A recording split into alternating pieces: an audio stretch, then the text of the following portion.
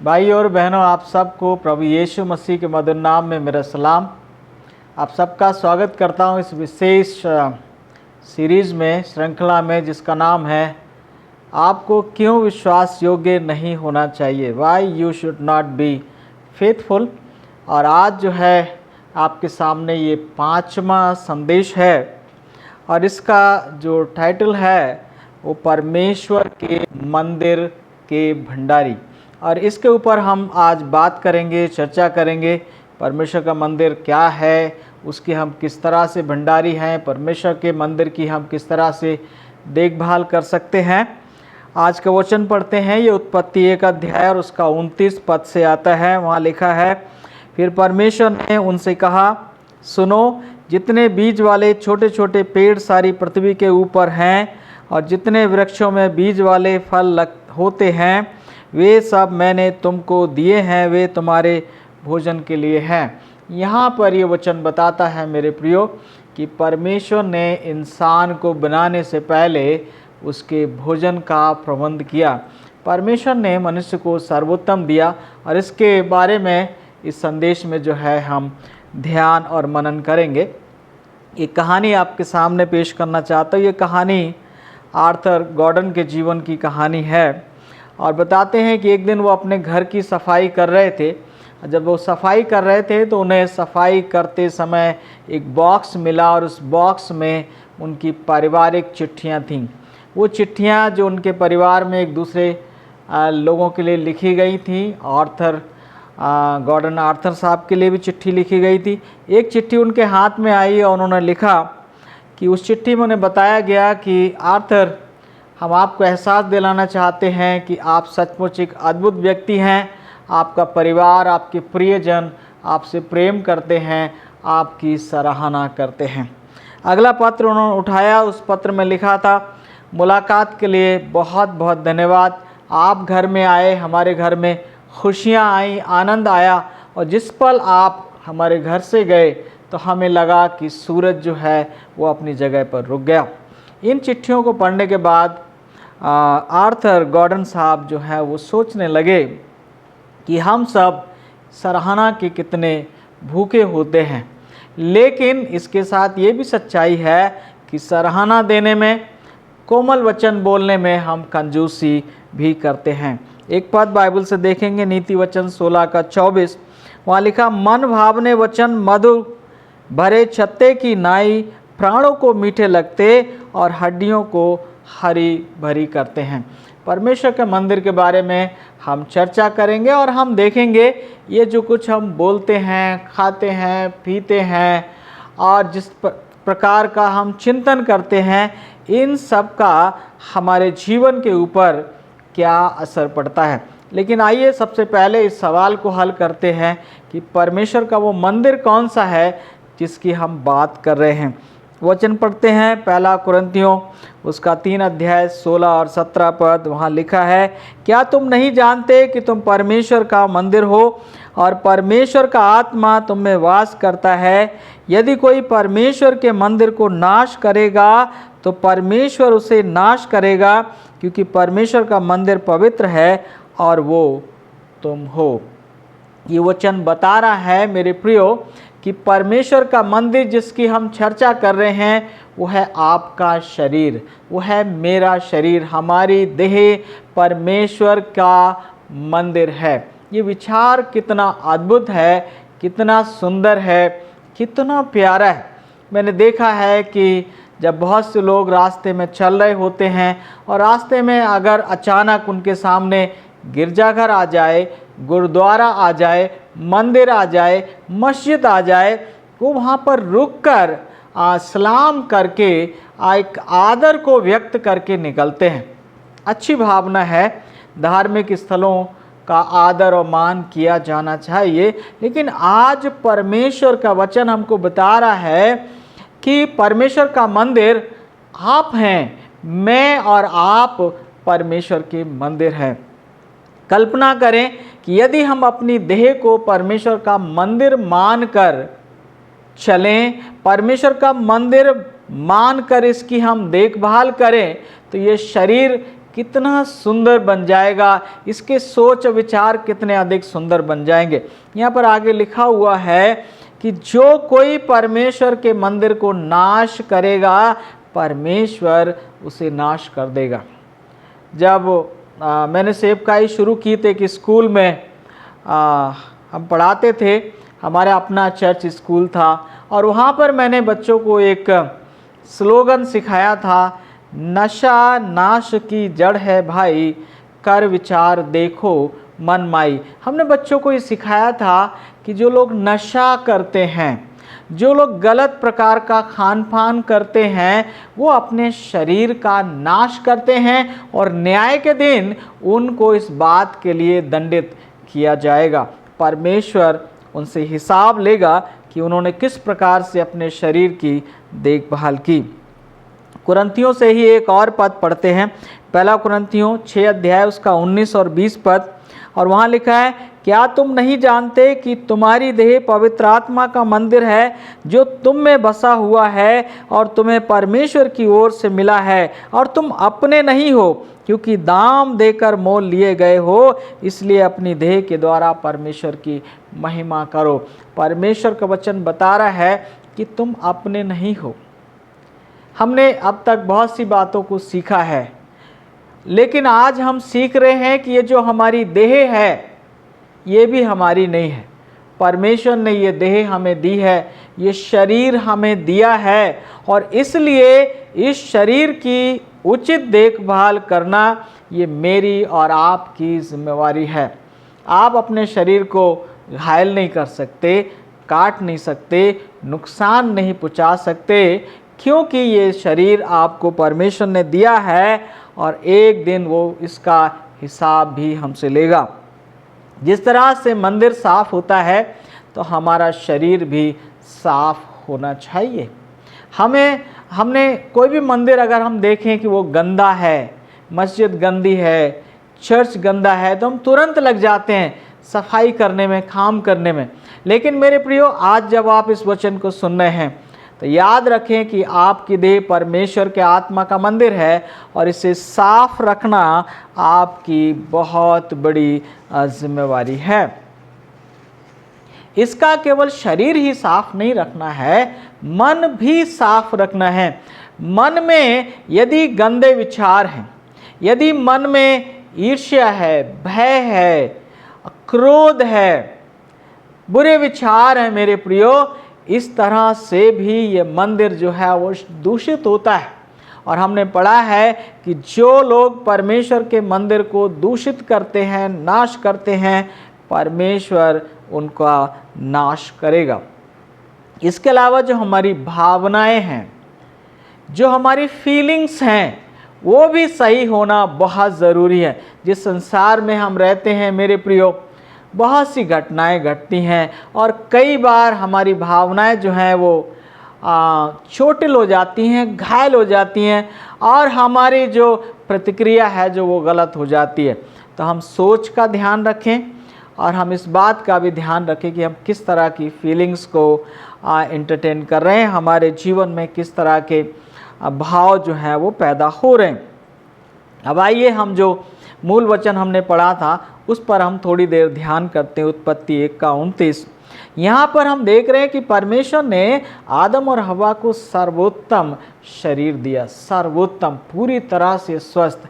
वैसे भी किसी लेखक ने कहा कि इंसान जो है वो अशरफुल मखलूकात है, यानी सर्वश्रेष्ठ प्राणी है, क्योंकि परमेश्वर ने बाकी सब कहा और हो गया, लेकिन मनुष्य को परमेश्वर ने समय लेकर अपने हाथों से अपनी समानता में बनाया। तो परमेश्वर ने जो आपको मंदिर दिया है ये सर्वोत्तम है। इसके बाद आप देखें परमेश्वर ने जो भोजन दिया इस शरीर को चलाने के लिए, इसका संचालन करने के लिए, वो भी सर्वोत्तम है। परमेश्वर ने कहा कि तमाम जो फल हैं जिसमें बीज होते हैं वो तुम खा सकते हो। मैं जानता हूँ मेरे प्रियो, जो फलों का आहार है वो सर्वोत्तम है। वो जो आदमी अफोर्ड कर सकता है, जो खा सकता है, वो लंबी आयु जीता है, उसके विचार अच्छे होते हैं, उसका आचरण अच्छा होता है, उसके कार्य अच्छे होते हैं, क्योंकि हमारा भोजन जो है हमारे सोच को और सोच हमारे कार्यों को प्रभावित करती है। परमेश्वर ने आदम और हवा को सर्वोत्तम घर दिया। बाग अदन से सुंदर घर क्या हो सकता है। हम लोग अपने घरों में फूल लगाते हैं, पत्तियां लगाते हैं, पौधे लगाते हैं, उनके चारों तरफ भरपूर मात्रा में ये सब कुछ था। परमेश्वर ने उनको उत्तम जल दिया, झरने का जल, सर्वोत्तम प्राण वायु दी, सर्वोत्तम वातावरण दिया, सर्वोत्तम साथी दिया। आदम को हवा दी, हवा को आदम दिया, और इसके अलावा परमेश्वर ने उनको सर्वोत्तम कार्य दिया, बागवानी का कार्य, और मैं सोचता हूँ ये कार्य सर्वोत्तम था। इसके अलावा परमेश्वर ने उनको सर्वोत्तम संगति दी, स्वर्गदूत और परमेश्वर की संगति उन्हें प्राप्त थी। मेरे प्रियो, इतना कुछ परमेश्वर ने इसलिए किया ताकि हम एहसास करें कि ये जो शरीर है आपका, ये जो शरीर है मेरा, ये परमेश्वर का मंदिर है, और आज के बाद हम इसे परमेश्वर का मंदिर मानकर चलें। और यदि हम ऐसा करेंगे तो हमारा जीवन बदल जाएगा, हमारा पारिवारिक माहौल बदल जाएगा, हमारे लोगों के साथ जो रिश्ते हैं वो बिल्कुल मधुर और अच्छे हो जाएंगे, क्योंकि हम अपने हृदय में कभी कड़वाहट नहीं आने देंगे। कभी भी हम अपने मन में जो निराशा के विचार हैं, जो बुरे विचार हैं, उनको हम कभी आने नहीं देंगे। हम अपने शरीर की सफाई रखेंगे, देखभाल रखेंगे, अच्छी तरह से हम खाएंगे, हम व्यायाम करेंगे, वो तमाम चीज़ें करेंगे मेरे प्रियो, तो हमारा जीवन बहुत सुंदर हो जाएगा। याद रखें, ये जो शरीर है आप इसके स्टूवर्ड हैं, आप इसके भंडारी हैं, आपको इसकी देखभाल करने की जिम्मेवारी दी गई है। बीमारियां हमारे जीवन में आती हैं, परमेश्वर की योजना नहीं थी कि मनुष्य बीमार हो, और इसलिए वो फिर हमको एक वचन देता है निर्गमन 15:26 में, यदि हम इस वचन का पालन करें तो परमेश्वर हमसे वादा करता है कि हम उन रोगों से रोगी नहीं होंगे जो रोग आम लोगों पर आते हैं। पढ़ते इस वचन को, यदि तू अपने परमेश्वर यहोवा का वचन तन मन से सुने और जो उसकी दृष्टि में ठीक है वही करे और उसकी आज्ञाओं पर कान लगाए और उसकी सब विधियों को माने, तो जितने रोग मैंने मिस्रियों पर भेजे हैं उनमें से एक भी तुझ पर ना भेजूंगा, क्योंकि मैं तुम्हारा चंगा करने वाला परमेश्वर हूँ। परमेश्वर यहाँ पर बता रहा है कि यदि हम चाहते हैं कि हम स्वस्थ रहें, यदि हम चाहते हैं कि हमारे ऊपर वो रोग और वो बीमारियां ना आएं जो संसार के ऊपर आती हैं, तो पहली शर्त यह है कि हम परमेश्वर का वचन तन मन से सुने। पूरे समर्पण के साथ परमेश्वर के वचन को सुनने से चंगाई मिलती है, क्योंकि मेरे प्रियो परमेश्वर का वचन हमारे मन की शुद्धिकरण करता है, परमेश्वर का वचन हमारे विचारों की शुद्धिकरण करता है, परमेश्वर का वचन हमारा मार्गदर्शन करता है, हमारी अगुवाई करता है, हमारी राह के लिए दीपक है। परमेश्वर कहता है यदि तू मेरे वचन को तन मन से सुने और जो मेरी दृष्टि में ठीक है तू उसी को करे, मेरी आज्ञाओं का पालन करे, मेरी विधियों का पालन करे। मेरे प्रियो, ये स्वस्थ रहने के लिए बहुत सस्ता फार्मूला है। परमेश्वर कहता है क्योंकि मैं तुम्हारा चंगा करने वाला परमेश्वर हूँ। तो यहाँ पर हम ध्यान रखें कि हम सर्वोत्तम सुने, जब भी सुने तो अच्छी बात सुने, परमेश्वर का वचन सुने। मेरा मानना है कि परमेश्वर के वचन से कोई और अच्छी चीज़ हो ही नहीं सकती। यदि आप किसी से मुलाकात करते हैं, आप 2 घंटे 4 घंटे 6 घंटे परमेश्वर के वचन पर चर्चा करिए, आपको सर दर्द नहीं होगा, आपके मुंह से कोई गलत बात नहीं निकलेगी। लेकिन अगर आप किसी के साथ बैठ गए और आप गप्पे मारने लगे तो आपको बाद में पछतावा हो सकता है। हो सकता है आप किसी गलत बात पर हामी भर दें, हो सकता है आपके मुंह से कोई गलत बात निकल जाए। तो मेरा मानना यह है कि परमेश्वर का वचन बोलें और परमेश्वर का वचन सुने तो हम स्वस्थ रहेंगे। इसके अलावा जो सर्वोत्तम है हम उसको देखें। दूसरे लोगों में हम देखते हैं, मनुष्य की आदत है बुराई देखने की, लेकिन मैं आपको बताना चाहता हूँ थोड़ा गौर से देखें। ऐसा कोई नहीं है जिसके अंदर कोई अच्छाई ना हो, ऐसा कोई नहीं है जो व्यर्थ और बेकार हो। लोग कहते हैं कि रुकी हुई घड़ी भी कम से कम दिन में 2 बार सही होती है। जी हाँ, हर एक में कुछ ना कुछ अच्छाई है। तो भला देखें, भला सोचें, परमेश्वर के बारे में सोचें, परमेश्वर के प्रेम के बारे में सोचें, सर्वोत्तम को जानें, परमेश्वर को जानें और सर्वोत्तम को माने यानी वचन को माने। तो परमेश्वर ये वादा करता है कि वो हमें स्वस्थ रखेगा। हम इस वचन का पालन करके स्वस्थ रह सकते हैं। अगर हमारे जीवन में दुख और तकलीफ बीमारी आती है तो हम परमेश्वर से पूछ सकते हैं कि परमेश्वर मैंने कहाँ पर गलती की है तो मुझे बता, तो परमेश्वर हमको बताएगा। अगली बात करते हैं मन की।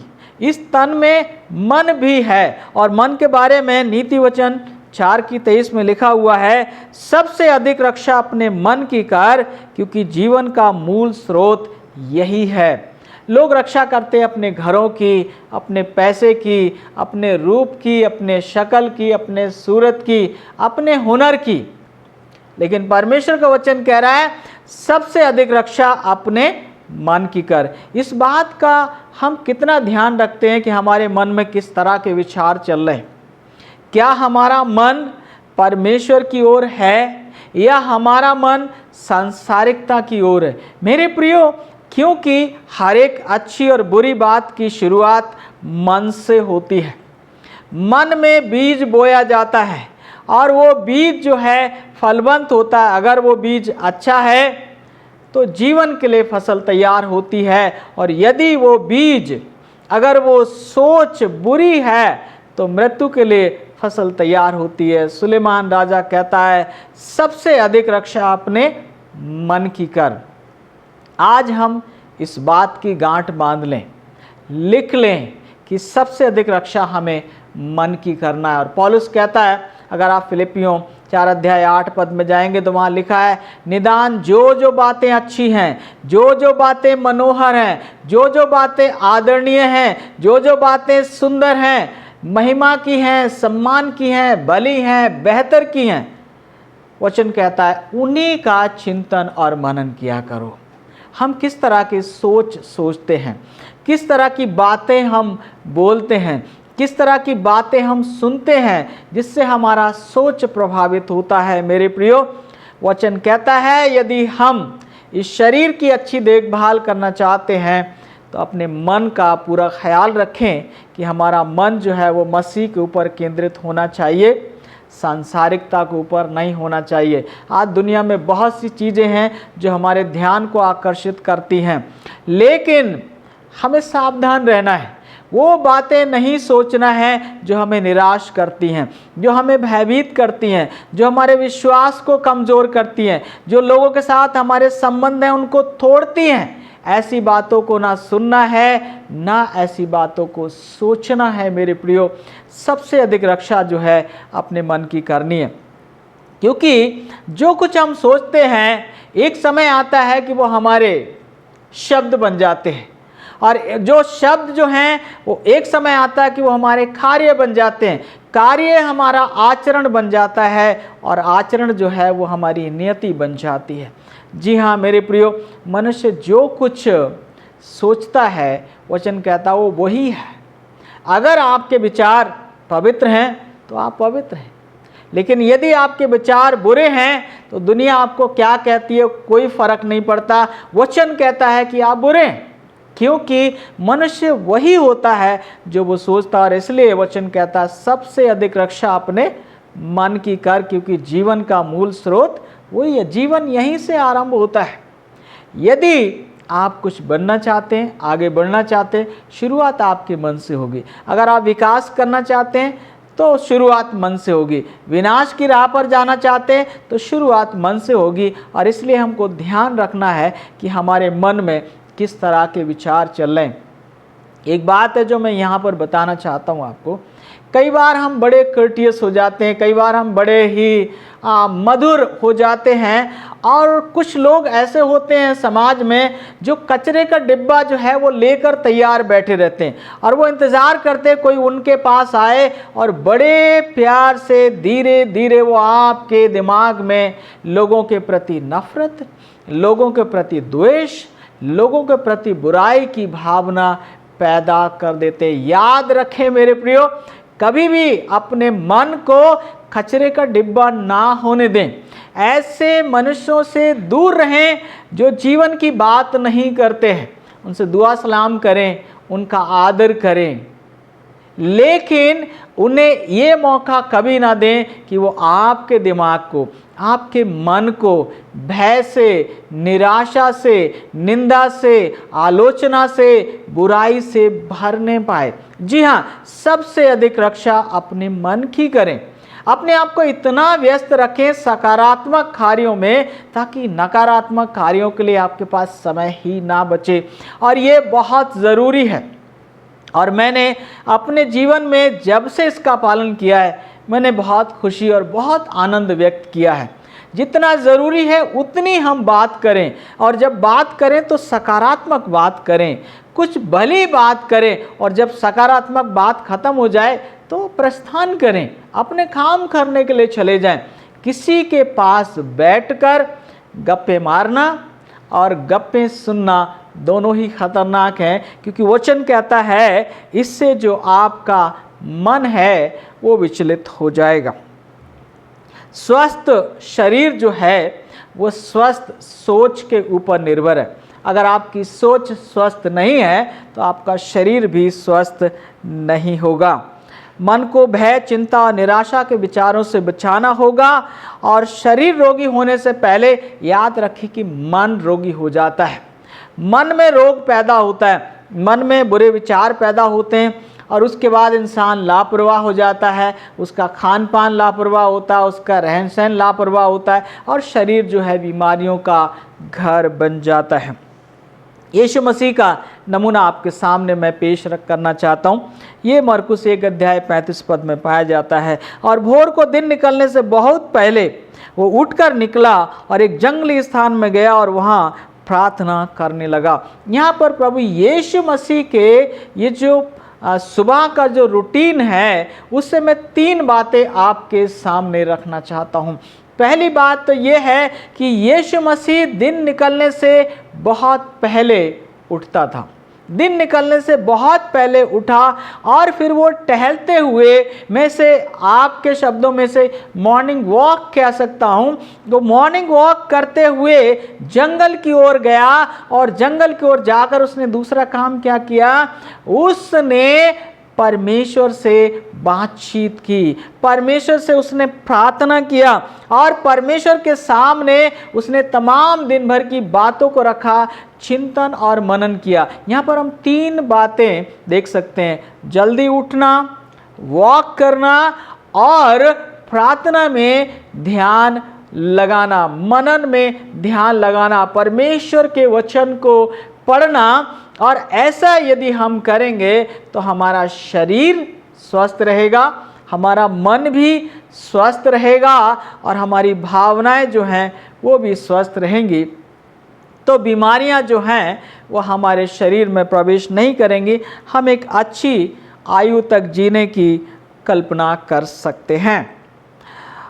एक चीज़ है आपके सामने रखना चाहता हूँ, और मैंने इसका पालन किया है पिछले 20 दिन से। आज 20वां दिन है। मैं हर दिन काउंट करता हूँ कि आज कितने दिन हो गए, और ये 66 दिन की एक चैलेंज है, और मैं इसमें बहुत ही आशीषित महसूस कर रहा हूँ।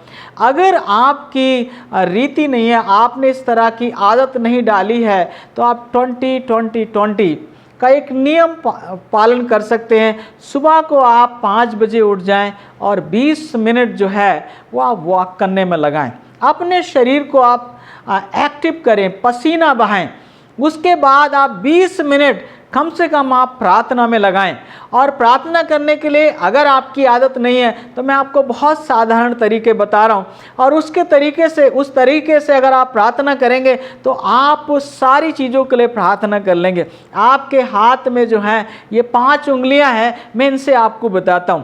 ये जो अंगूठा है ये तमाम रूलिंग पावर्स को दिखाता है। तो सबसे पहले आप उनके लिए प्रार्थना करें जिनको परमेश्वर ने अधिकार दिया है। संसार के तमाम लोगों के लिए आप प्रार्थना कर सकते हैं। उसके बाद ये जो पहली उंगली है ये टीचर्स, प्रीचर्स, इंस्ट्रक्टर्स को दिखाती है।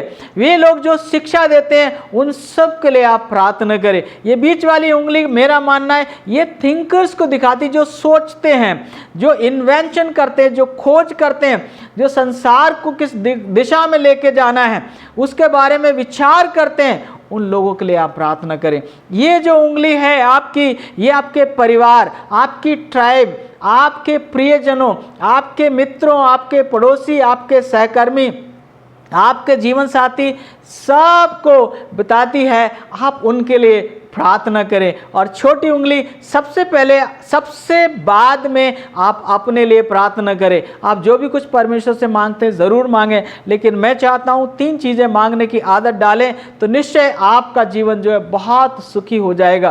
पहली चीज़ आप परमेश्वर से स्वर्गीय बुद्धि मांगें, दूसरी चीज़ आप परमेश्वर से पवित्र आत्मा मांगें, और तीसरी चीज़ ये है कि आप परमेश्वर से नया हृदय मांगें। यदि आप परमेश्वर की इच्छा को पूरा करना चाहते हैं, यदि आप एक कामयाबी के साथ अपनी ज़िंदगी की दौड़ दौड़ना चाहते हैं, तो ये 3 चीज़ें आपके जीवन के लिए बहुत ज़रूरी हैं। स्वर्गीय बुद्धि, पवित्र आत्मा और नया हृदय, क्योंकि नए हृदय में परमेश्वर का निवास होगा। हमारे इस गंदे हृदय में परमेश्वर रहने वाला नहीं है। और जब परमेश्वर आपके हृदय में निवास होगा तो आपका जो शरीर है ये सचमुच उसका मंदिर बन जाएगा और बहुत सुंदर और बहुत खूबसूरत बन जाएगा। 1-2 बातें और आपके साथ बांटना चाहता हूँ। धूप बहुत ज़रूरी है। बहुत से लोग आजकल देर तक सोते हैं, और देर तक सोने वाले जो हैं धूप से वंचित रह जाते हैं। सबोपदेशक 11:7 में लिखा हुआ है, उजाला मनभावना होता है और धूप के देखने से आंखों को सुख होता है। धूप हमारे जीवन के लिए बहुत आवश्यक है, और ये सुबह 10 बजे से पहले और शाम को 4 बजे के बाद हमारे शरीर को लगना चाहिए। 20 मिनट अगर आपके शरीर को धूप लगती है तो आप बहुत सी बीमारियों से बच जाएंगे। इशाया 44:12 में लिखा हुआ है, मैं आपके लिए इस पद को पढ़ना चाहता हूँ। लोहार एक बसूला अंगारों में बनाता और हथौड़े से गढ़कर तैयार करता है, अपने भुजबल से वह उसको बनाता है, फिर वो भूखा हो जाता है और उसका बल घटता है, वो पानी नहीं पीता और थक जाता है। यहाँ पर पानी पीने के बारे में बताया गया है। अगर आपको थकावट हो रही है तो आप कल्पना करें, आप विचार करें कि आपने पर्याप्त पानी पिया है। आपका शरीर जो है ये 40 से लेकर 75% तक इसमें पानी है, और शरीर को 10 से 12 गिलास तक पानी देना बहुत बड़ी जिम्मेवारी है। तो मेरे प्रियो, ये सारी बातें हमने देखी हैं, सीखी हैं। मैं उम्मीद करता हूँ कि आप और ज़्यादा अध्ययन करेंगे और समझेंगे। अगर कोई बात समझ में नहीं आती आप मुझे कॉल करिए और मैं आपके सवालों का जवाब दूंगा। परमेश्वर करे कि इस वचन के द्वारा आप समझने पाएँ कि आपका शरीर परमेश्वर के आत्मा का मंदिर है। इसकी देखभाल करनी है, विचारों की देखभाल करनी है, खान पान की देखभाल करनी है, और अपने सोच विचारों का ख्याल रखना है। यदि हम ऐसा करेंगे मेरे प्रियो, तो आपका शरीर, मेरा शरीर सचमुच परमेश्वर का मंदिर बन जाएगा। परमेश्वर की आशीष और अनुग्रह हम सब के ऊपर बना रहे। आइए हम प्रार्थना करें। दयालु और महान परमेश्वर, आपको धन्यवाद देते हैं इस सुंदर वचन के लिए, इस बात के लिए जो आपने हमको याद दिलाई है कि हमारा शरीर आपका मंदिर है। प्रभु, हमारी मदद करें कि हम इस शरीर की देखभाल आपकी मर्जी के मुताबिक कर सकें, ताकि पिता जो कार्य आपने हमें दिया उसे हम कर सकें और न्याय के दिन हम आपसे इनाम पाने वाले बन सकें। मेरे तमाम भाई बहनों पर आपका अनुग्रह और आशीष हो जिन्होंने इस वचन को सुना है। इस प्रार्थना को प्रभु यीशु मसीह के नाम से मांगते हैं, आमीन।